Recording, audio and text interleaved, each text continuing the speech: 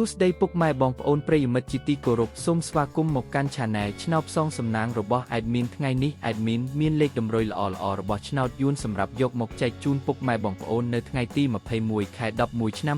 2025 នេះដូចនេះ Admin មិនចង់ចាយពេលវេលារបស់ពុកម៉ែបងប្អូនយូរតោះយើងមកតាមដានលេខតម្រុយឆ្នោតរបស់យើងទាំងអស់គ្នាសម្រាប់លេខតម្រុយ2លេខមានលេខ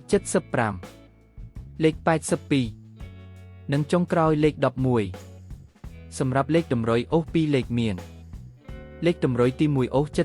70និងលេខតម្រុយចុងក្រោយអូស80សម្រាប់លេខតម្រុយ3លេខមាន578គុណនិង822គុណសម្រាប់លេខតម្រុយថ្ងៃនេះ Admin សូមជូនពរឲ្យពុកម៉ែបងប្អូននិងប្រិយមិត្តទាំងឡាយជួបតែសំណាងល្អទាំងអស់គ្នាហេងមានលាភមានជ័យជាចុងក្រោយសូមកុំភ្លេចជួយចុច Subscribe និង Comment ហើយដាក់សញ្ញារូបកណ្ដឹងដើម្បីជាការផ្ដល់កម្លាំងចិត្តមកកាន់ Admin ជាពិសេសងាយស្រួលតាមដានវីដេអូថ្មីៗនិងលេខតម្រុយល្អៗជាប្រចាំថ្ងៃជាមួយ Admin សូមគោរពលាពុកម៉ែបងប្អូនពី Admin ឆ្នោតផ្សងសំណាងសូមសំណាងល្អទាំងអស់គ្នាសូមអរគុណ